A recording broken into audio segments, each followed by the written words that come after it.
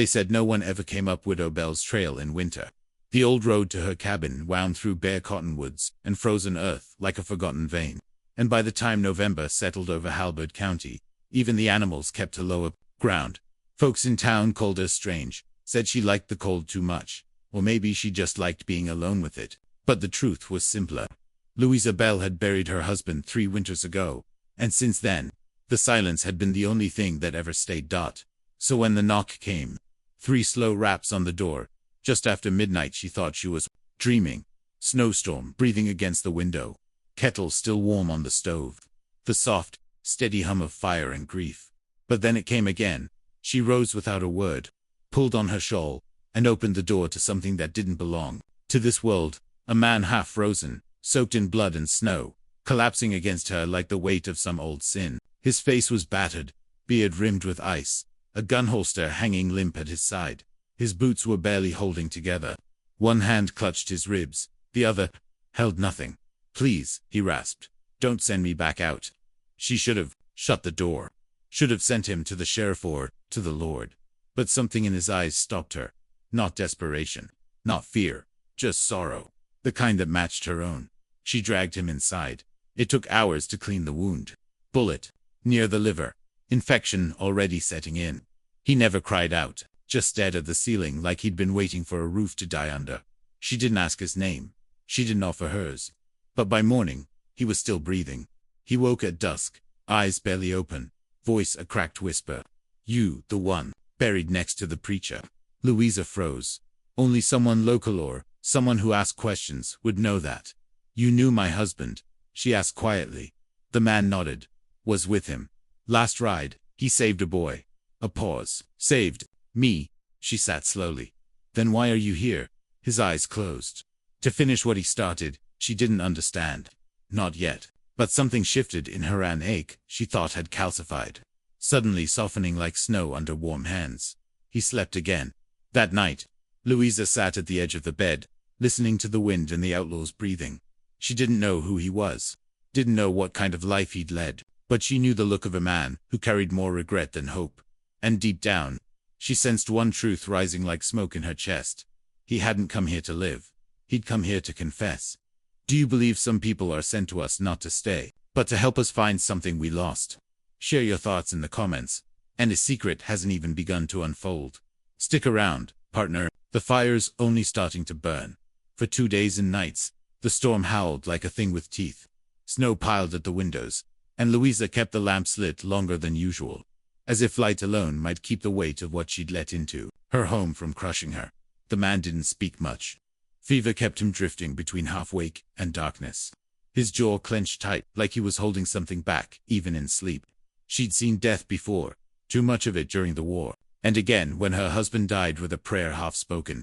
But this man, he wasn't fighting to live. He was fighting to last just long enough. His coat had been soaked through when he collapsed, but in the pocket she'd found a folded scrap of paper, damp but not ruined. It wasn't a wanted poster, not a letter, just a sketch rough, drawn, in pencil, a child's face. A girl, maybe 10, with sharp eyes and wild hair. There was a name scrawled beneath it in blocky handwriting. Hattie. Louisa hadn't asked, not yet, but she kept the paper by the stove to dry. By the 3rd day, his fever broke. He woke, hungry, voice rough, but steadier. When she set a tin plate of beans and cornbread in front of him, he blinked up at her like he hadn't seen kindness in a long while. "You ain't afraid?" he asked. She sat across the room, back straight, arms folded. "Of what?" He motioned to himself, half a grimace in his smile. "I ain't exactly harmless."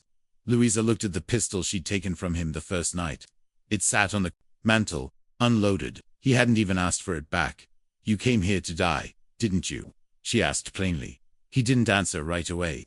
"Then, I came here 'cause there's no one else left who'd let me speak a final word."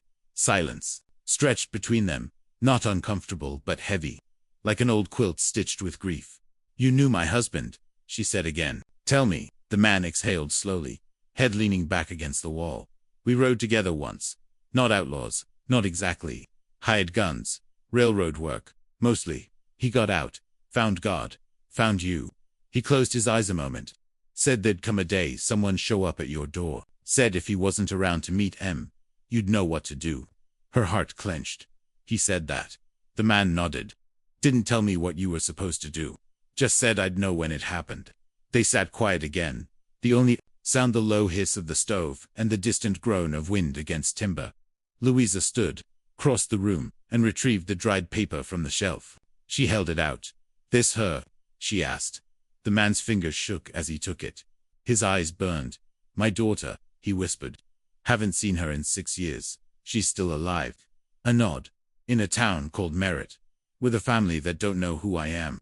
Or what I've done. He folded the paper and held it tight in his palm. I just wanted someone to know. I didn't leave her because I didn't love her. I left so she wouldn't turn out like me. Louisa watched him a moment longer, then turned to the stove. She poured him hot tea, added a pinch of honey, set it beside him without a word. I never had children, she said softly. But I loved a man who once thought he didn't deserve forgiveness either. The outlaw looked at her, eyes glassy. And did he find it? She smiled, faint and tired. He found me. That night, as the fire settled into glowing embers and snow drifted against the windows, Louisa didn't pray like she used to. She just whispered one thing into the dark. Let him live long enough to send his truth home. Morning came pale and silent, the kind of cold that made the stove sweat and the windows breathe. Louisa woke early, wrapped herself in her husband's old coat, and stepped out onto the porch with a coffee mug steaming in her hands. The storm had passed in the night. The land stretched white and clean under a sky still bruised from snow, and for the first time in a long while, the world didn't feel so heavy. But inside that cabin, a weight still waited. The man hadn't moved much, still propped against the back wall, one arm pressed to his side, the other gripping the paper. With the girl's name, she'd asked his name the night before, and he'd given it, hesitant, like saying it out loud might pull a bullet out of the dark. Gabe Whitlow. Louisa had heard that name once, years ago. A sheriff from down in Carson had passed through town, with a notice in his satchel something about a payroll robbery gone wrong, a deputy shot, and a man named Gabe disappearing into the hills. But no one had seen him since, and in time, the West moved on like it always did, forgetting what it didn't bury. Until now, she brought him more broth and a piece of bread. He didn't look at her, just stared down at the floor. I need you to do something, he said, voice quieter than usual. She sat, hands folded in her lap. There's a woman in Merritt. Name's Clarabelle Lang. She runs a feed shop near the train station. Took my daughter in after her mother died. He swallowed hard. They don't know I'm alive. And maybe that's for the best. But if I die here, if I don't make it through the next storm, or the fever comes back. He trailed off. You want me to tell them? Louisa asked gently. He shook his head. Not tell, just write her a letter. Tell her her daddy wasn't all bad. That he tried to come back. That he wanted her to grow up believing she could be more than the mistakes that made her. Louisa nodded slowly. You should write it. He looked at his hand, trembling, weak. I can't hold a pen long enough. I'll write what you say, she offered. His eyes met hers. Vulnerables. Scared. Would you? She nodded again. They spent the next hour with her, seated at the table, pen moving across the yellowed page as he spoke. Not a perfect letter, not a tidy one. But it was honest. Raw. The kind of letter a child might read years later and not feel bitterness, but understanding. He spoke of the river he used to fish near their old homestead, the lullaby her mother used to hum, the way Hattie would clutch his shirt when she got scared of thunder. He told her he was sorry, that he loved her, that some men break not because they don't love enough, but because they never learned how to carry love without breaking themselves. Louisa never cried. Not once. But when he paused, voice cracking, as he whispered, I left to keep you safe, not to forget you. She turned away, just long enough to wipe her eyes with the edge of her sleeve. When they finished, she sealed the letter and tied it with string. I'll make sure she gets it, she promised. He nodded, chest rising and falling like every breath took effort. Outside, the wind picked up again, and inside, for the first time since he collapsed on her doorstep, Gabe Whitlow smiled. That night, the wind returned, not angry like before, but moaning low through the pine, like it carried stories that had nowhere else to go. Inside the cabin, the fire burned steady, throwing amber shadows across the wooden floor. Gabe was weaker now. His skin had gone pale beneath the beard, and Louisa could hear it in his breath, ragged, uneven, like his lungs were tired of trying. She sat beside him with the letter wrapped and tucked into her apron pocket. He hadn't asked for much. Not food, not forgiveness. Just the chance to say something that might outlive him. "You're getting colder," she murmured, reaching to tuck the blanket tighter around his shoulders. Gabe chuckled faintly. "Ain't the room. It's just my blood giving up." Louisa swallowed, tried to keep her voice steady. "Don't say that. Not yet." He didn't answer right away. Then, "You remind me of her." "Of who?" "Hattie's mother, Sarah." A soft pause. She had that same fire behind the eyes. Not loud, just always burning, even when everything else was gone cold. Louisa looked down at her hands. "I used to burn too. I just stopped showing it." "You didn't stop," Gabe said. "You just got good at holding it close." For a while, they sat like that. Quiet. The way people sit when words are too small for the ache inside. Then he said, "Can I ask you something?" "Something you don't gotta answer." She looked up. "Go on. Why'd you stay out here after he died?" She didn't answer at first. Her eyes found the edge of the hearth, where the stone met the woodware. Her husband had knelt so many nights in prayer, or to warm his hands, or just to be close to her in the quiet. "Because I didn't know where else to go," she said, finally. "Because the town felt too loud, too curious. Because everywhere else, I was just a widow. But here I was, still his wife."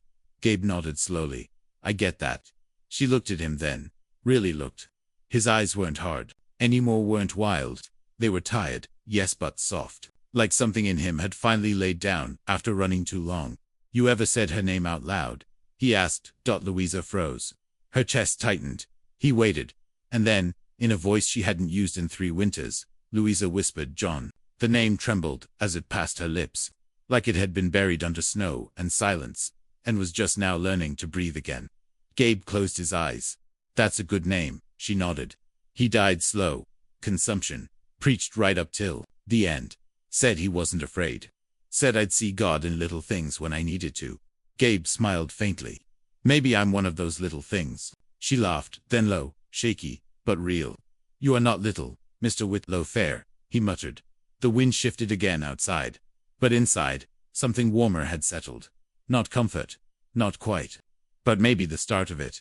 That night, as Gabe drifted into sleep, Louisa sat by the fire and read the letter aloud, softly, not for him to hear, but for the walls, for the rafters, for the past. And when she finished, she whispered one more name into the room. Hattie. The girl he left behind. The girl who still had a father for now. 3 more days passed, and the thaw began. Just enough to make the snow weep from the trees and reveal patches of old earth like bruises on a pale body. The land was waking, inch by inch. But inside the cabin, time held still, as if it knew one man had only a little left, and wasn't about to rush him toward the end. Gabe could no longer sit up without help. His voice came slow, thinner than before, each breath sounding like it cost him more than the last. Still, he tried to stay sharp, asking Louisa for news of the town, remembering things she never thought anyone would care to know, like the name of her dog from childhood, or the song her husband used to hum at sunset. Somehow, even half broken, he made her feel seen in a way she hadn't been in years. She'd caught herself smiling once, unguarded, when he told a story about robbing a railcar full of hymnals by mistake. "Worst loot I ever took," he coughed. "Only thing valuable was the shame." But there was something else in his eyes now, urgency. "I won't make it to Merritt," Gabe said one morning, hand gripping the side of the bed like it might hold him up a little longer. "You know that." Louisa didn't argue. "I need you to go. Deliver the letter. Look her in the eye. Tell her her father died trying to come back." She was quiet a moment. Then, "She deserves more than a letter." He nodded slowly. "She does. But a man only has what he leaves behind. I ain't got silver, ain't got land. Just a name I ruined, and a girl I loved more than I ever knew how to say." Louisa folded her hands in her lap. "I'll go." He blinked, unsure he'd heard right. "I'll ride when the road clears," she continued. "I'll find Clara Lang. I'll tell her everything." He breathed out, shaky. "You'd do that." "You already did the hard part," she said. Gently, he stayed long enough to tell the truth. He reached out then, just barely, and she took his hand. Rough, calloused, trembling, but still warm. "I don't know what to say," he whispered. "You already said it," she replied. Outside, the sky broke open, a little sunlight, spilling through the clouds in thin gold ribbons. She hadn't seen that kind of light in weeks. Later, that afternoon, Louisa saddled her old mare for the first time all season, just to make sure she still could. Just to feel what it meant to prepare. Inside, Gabe slept, the letter resting on the table beside him like a promise yet to be delivered. And when night fell, and the wind returned, not cruel but familiar, Louisa stood at the doorway and whispered something out into the dark. I'm going to bring her your name, and I'm going to carry it gently. Have you ever been trusted with someone else's last words, the kind that weren't meant to be heard, but carried? Share your story below. And the road to merit won't be smooth, but some rides, they're worth everything. By the end of the week, the trail to merit was open but barely. The snow had shrunk back in ragged patches, revealing ruts and frozen mud, but the wind still bit like it had teeth. Louisa packed light, dried beans, a flask of coffee, 2 wool blankets, and the letter wrapped in oilskin tucked close to her chest. She left a note by the bedside, in case Gabe woke while she was going though. Deep down, she wasn't sure he would. The ride to merit wasn't long by miles, but it felt like riding through memory. Every bend in the trail stirred up some old ache, the creek where John had first kissed her hand, the hollow where they'd found a stray dog and kept it through 3 winters, the ridge where they once watched fireflies instead of burying their dreams in prayer. And now, another name rode with her, a girl she had never met but already loved in some strange, unspoken way, simply because she carried the echo of a man's redemption in her chest. Louisa reached Merit by dusk. The town was modest, 6 shops, a quiet depot, and a church with a sagging bell tower. It was the kind of place where nothing ever happened, until something did. She asked after Clarabelle Lang at the feed store, and was pointed toward a narrow house near the tracks, where yellow light spilled out from the front. Window-like warmth made visible. She knocked twice. The woman who answered had kind eyes and salt-streaked hair pulled back in a simple braid. Can I help you? Louisa cleared her throat. I'm looking for Hattie. And you? I've come from Halbert County. I have something to give you. Clara didn't invite her in, not at first. Just studied her.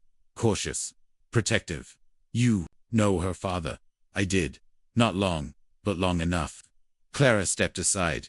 Inside, the house was simple, but full of life blankets draped over chairs, fire popping low in the hearth, books scattered across a small table, and in the corner, curled up on a quilt with her knees pulled to her chest, sat a girl with dark curls and wide, wary eyes. Hattie. Louisa felt something in her chest break open. I have a letter, she said softly, pulling it from inside her coat. Clara took it, read the name, and sat down slowly. She didn't cry, just held the envelope against her heart.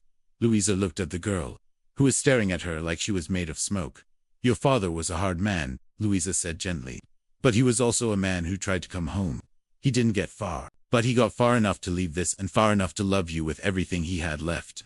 Hattie didn't say a word. Clara stood. She deserves the truth. But not all at once. Louisa nodded. I can tell her what he said, when she's ready.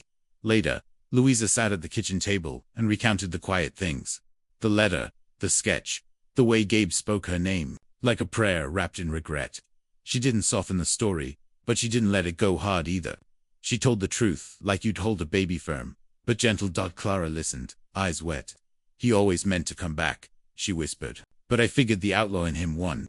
Louisa looked her in the eye. It didn't. Not in the end. That night, Louisa slept in the spare room, the letter left open on the table beside the fire. She dreamed of snow melting on old trails, of names spoken into wind and carried farther than any horse could run. And when she left in the morning, Hattie followed her out to the porch. She didn't say anything, just handed Louisa a small daisy, half wilted from winter but stubborn enough to bloom. She said, you should have this. Clara murmured. Louisa took it, tucked it into her coat, and nodded. She's brave, she said. She's her father's daughter, Clara replied. The best parts of him. Louisa turned her mare toward the hills. The wind was softer now. The road home waited. By the time Louisa reached the cabin again, the sky was dimming to violet and gold twilight, pouring down the hills like honey over snow. The mare was tired, so was she. But the letter had been delivered. The girl had heard her father's name spoken with love, not fear. And Louisa Bell had done something no one else would have dared. She'd carried a broken man's final truth across a winter that nearly swallowed them both. Smoke still curled from the chimney. That meant the fire hadn't died. That meant, maybe, neither had he. She stepped through the door, quiet as a whisper. The lamp was burning low, and Gabe lay on the cot beneath 3 wool blankets. Still as driftwood, face thinner than before, but His eyes opened when he heard her boots. "You made it," he rasped. She knelt beside him, reached for his hand. "I did." He searched her face like it was the last thing worth remembering. "Did she get it?" "She did." Clara read the letter. "Had he heard your name?" "I told them everything you asked me to." His breath hitched, and she couldn't tell if it was grief or peace. Did she say anything?" Louisa nodded. "She gave me a flower." He smiled barely. "That's more than I deserved." They sat in silence. Nothing rushed. Just the slow hush of wind outside, and the soft snap of the fire. "I ain't scared to die," he said after a long time. "But I was scared I'd vanish. That there'd be no proof I ever tried to do right."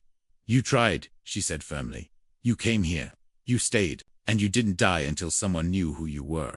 He blinked slow. "And you, Louisa Bell, you gave me that." She reached up, brushing a hand through his hair, like she might have done for a child lost in a storm. "I didn't do it for you," she whispered. "I did it for her. And for the man who believed someone like you might find their way back." He didn't answer, and for a moment, she thought he was gone. But then his lips moved. Barely a breath. "Tell her," he whispered. Louisa leaned closer. "Tell her, she changed me. Without even knowing it. I will." And this time, he didn't speak again. She sat with him, until the fire burned low, and the last light in his eyes faded like dusk across the prairie. She didn't cry, not yet. She just held his hand and let the weight of his release pass through her like wind, tall grass. He'd carried so much, but now, at last, he was still. In the morning, she buried him under the old pine at the ridge, where the sun hit first and the land stretched wide below. She marked the grave with a wooden cross, carved a single word into it: "Father." Then, she stood there a while, staring out at the world he'd left behind. Not broken, but forgiven. The days after Gabe's passing slid by, slow and deliberate, like the land itself was catching its breath. Snow still clung to the shadows beneath the pines, but most of it had given way to soft earth and meltwater trickling past the rocks. The cabin no longer felt like a place of waiting. It felt like a place where something had finished, and something else quieter, maybe gentler, was beginning. Louisa didn't change much. She still rose before the sun, still stoked the fire with care, still stood on the porch each morning like the wind might bring her some forgotten message. But one afternoon, as she gathered what few things Gabe had left behind to send to Merritt, she noticed something tucked beneath the cot, where he'd spent his last days: a leather-bound notebook, worn at the edges, tied shut with twine. It was nothing fancy, just the kind of thing a man might carry for years. Not because it had value, but because it held memory. She untied it carefully, her fingers brushing the frayed edges, like they might stir him awake again. Inside, the pages were yellowed, the ink smudged, some warped by water or time. There were dates, places, half-formed, sketches: mountains, river bends, a child's shoe. On some pages, there were names Louisa didn't know, perhaps ghosts he carried quietly. But deeper in, she found a list scrawled in Gabe's uneven handwriting, simple and spare, but enough to stop her breath. At the top he'd written, "Things I wanted to be." Below it, only 5 lines: "Honest, safe, kind, brave enough to stay. A father, not a ghost." She read it again and again, the words softening in her chest, until they didn't feel like his anymore. They felt like something all of them were trying to become out here on the edge of the world. The next morning, she copied pieces of the notebook into a letter sent, not to Clara, but to Hattie, even if she couldn't yet read all the words. She included a drawing Gabe had made, a rough sketch of the girl laughing in a wildflower field, her hair like wings behind her. Louisa wrote, in her own voice, the truth Gabe hadn't known how to say aloud, that he had carried her name longer than any weapon, that she had been the light he ran toward, even when all he'd known was shadow, that he hadn't been perfect, but he had tried. And sometimes, trying with your whole heart is its own kind of redemption. That evening, she lit a second candle beside the one that always burned for John. The flame flickered uncertainly for a moment, then held steady. She left the notebook by the hearth. Not hidden, but not flaunted either. A piece of a man who had once tried to ride away from his past, but in the end had chosen, instead, to leave something behind that could grow in its place. And as she sat by the fire, watching the shadows dance along the walls, Louisa Bell whispered a name into the quiet, not as a prayer, not as a farewell, but as a promise. Hattie, the girl with her father's eyes. The girl who might never know what it meant to be saved, only that someone once tried. And that, sometimes, is more than enough. The snow was long gone by the time the knock came again. Spring had begun to stretch her green fingers through the valley, and the river near Louisa's cabin sang louder with each passing day. Trees had softened, the earth had loosened, and Louisa Bell, who once moved through each morning like a shadow, now found herself humming as she swept the porch or poured her coffee. Something had shifted in her. Not suddenly, just enough. Enough to feel sunlight again, not as something that burned, but as something that warmed. She had sent a letter to Merritt 3 weeks ago, wrapped in twine and prayers. No reply had come, but she hadn't expected one. Gabe's name was now in the hands of the only person it was ever meant for, and that was enough. Or so she thought. Then, one afternoon, just as she was turning in from bringing in the wash, it came. A soft, uncertain knock on the door. 3 gentle taps, timid, like the knuckles behind them hadn't knocked on many doors in a long time. Louisa paused, heart stilling. There was no storm this time, no wind or wounded man to brace for. Just quiet. Just that sound again. She opened the door slowly, and standing there on the threshold was a girl. 10, maybe 11. Dark hair curled around her shoulders, a canvas satchel slung over one side, her boots dusty and too big by half. Her eyes wide, sharp, and impossibly familiar met Louisa's, with a calmness far too old for her face. "You're Miss Bell?" she asked. Louisa nodded slowly. "I am." The girl reached into her satchel, pulled out a folded letter, and handed it to her without a word. Louisa took it gently. The paper was creased and worn from travel. She opened it, recognizing her own handwriting from the pages she'd sent. But now, beneath it, in a second hand, was a short note scrawled in pencil. She wanted to see where he died. She said she needed to stand where he stood. No signature, no explanation, just those words. Louisa looked back up, her voice soft but steady. "You came a long way, Hattie." The girl nodded once. "Mama said it might help." Louisa stepped aside. "You'd like something warm?" Hattie hesitated, then stepped over the threshold, eyes scanning the room with a sharp awareness of someone raised to expect little but carry everything. "This where he was?" she asked. Louisa nodded, pointing to the cot still tucked against the far wall. "Right there. He watched the fire from that spot. Slept under that blanket. Said your name every day." Hattie didn't cry, didn't flinch. She walked over slowly, ran her hand along the edge of the blanket, then turned to the fireplace. "He draw this?" she asked, spotting the notebook Louisa had left resting on the mantel. "He did," Louisa said. "He wasn't much with words out loud, but he left pieces of himself in there." Hattie opened the notebook carefully, flipping through until she found the sketch face. Drawn from memory, not perfect, but unmistakably hers. She stared at it a long while. Then, softly, "He remembered my eyes. He never forgot them," Louisa whispered. Not for a second. They sat together by the hearth as dusk fell. No fire, just the glow of what remained. Louisa made tea. Hattie took hers plain. And when the girl finally looked up, voice quiet as ash, she said, "I don't know what to feel." Louisa placed a hand over hers. "You don't have to feel one thing. You just have to feel it honestly." The girl didn't answer. She just leaned into Louisa's shoulder, not quite resting, not quite letting go, but enough to stay a while. And in that moment, with the fire low and the shadows lengthening, Louisa Bell knew something unshakable. This child had come not for closure, but for connection.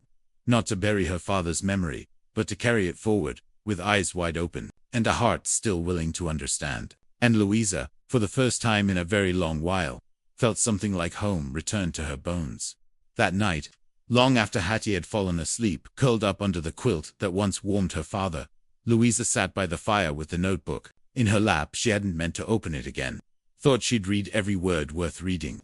But something about the silence, the kind that only comes after a storm, has truly passed, drew her back in. Tucked near the very back, behind a torn page, and a crude sketch of a valley she couldn't place.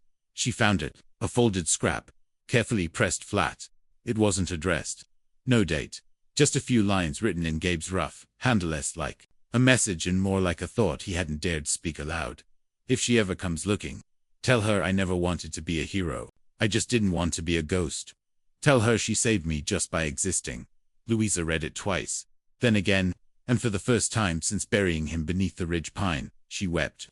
Not out of sorrow, not out of relief, but out of the strange, aching joy of knowing that redemption doesn't always come with a trumpet or a bright light. Sometimes it comes in the softest of ways: a girl's knock, a name remembered, a truth spoken too late but still heard. In the morning, Hattie helped. Bring in water. She fed the mare without being asked. She moved through the cabin like someone remembering a place they'd never seen, quietly watching the way the wind pressed against the windows, how the light changed when the stove was lit. When Louisa offered to ride her back to town in a few days' time, the girl didn't answer at first. Then she said, "Can I come back here sometime?" Louisa smiled. "You can come back anytime." They buried the notebook in a tin box beneath the pine, wrapped in oilcloth, beside the cross with her father's name. Not as a grave marker, but as a seed, something to wait, something to rest. And before they left, Hattie knelt and whispered something Louisa didn't hear. She didn't ask. Some words belong only to blood. As they rode down the trail together, Louisa in front, Hattie behind, spring had finally taken hold of the hills. Wildflowers peeked through thawed soil. The river ran quick and silver beside them. The wind was warm, and the weight Louisa had carried for so many years had changed. It was still there, yes, but it didn't pull her down anymore. It held her upright. And just before they reached the edge of town, Hattie spoke without turning. "Miss Bell." "Yes, I think he was both a ghost and a hero." Louisa's throat tightened. Maybe most men are. They didn't speak after that. Didn't need to.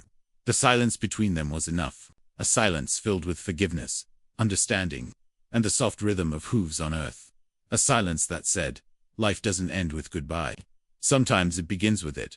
Has a story ever changed your heart quietly, without warning? Leave a word, a name, or just a moment in the comments. Let's remember together. Thank you for riding with us. If this tale meant something to you, share it. Let others feel the fire. And remember, every ending leaves a trail behind.